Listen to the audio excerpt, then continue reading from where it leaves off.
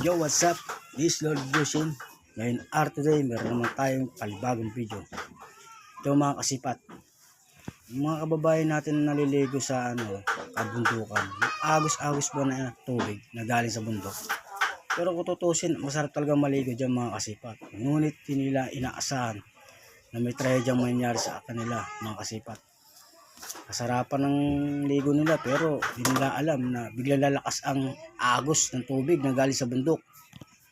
Ewan ko kung mga kasipat kung bakit biglang lumakas, pero napakaganda naman ng agos sa tubig, hindi naman malakas, pero mamukat-mukat mamaya-maya ay lalakas biglang agos mga kasipat. Panoorin nyo mabuti mga kasipat. Maya-maya lang ang konti, lalakas ng agos. Ayun na mga kasipat, lumalakas na mga kasipat. Ayan ang sinasabi ko mga kasipat, hirap maligo pagka ganyan. Ano po mangyayari sa kanila pag tinangay po sila niya mga kasipat. Kita nyo, inagos na yung dalawa mga kasipat. Tino, bigla naman lumakas. Hindi natin maintindihan kung anong nangyari sa ganyan. Lakas. Ano kaya mga kasipat nangyari sa kanila?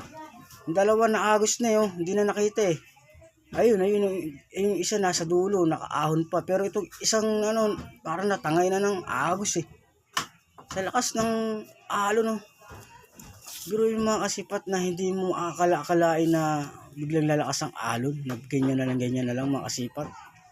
Saklap niya mga kasipat, pagka ganyan naliligo ka lang, biglang lalakas ang alon mga kasipat. Yun nyo, akala mo yung talagang bagyong dumaan na todo ang alon mga kasipat grabe.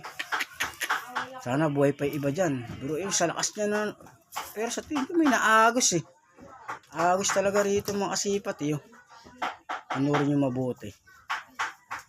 Kaya kayo mga kasipat, sa susunod kung kayo maliligo, piliin nyo yung lugar na paliligoan nyo mga kasipat, yung hindi maagos. Tulad yan mga kasipat, bigla lang agos, diba?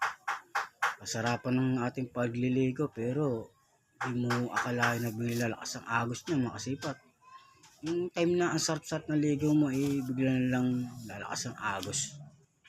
Kaya mga kasipat, sa susunod kung maliligo sa bundok piliin nyo yung lugar na hindi talaga aagos ang napakalakas. Saklap.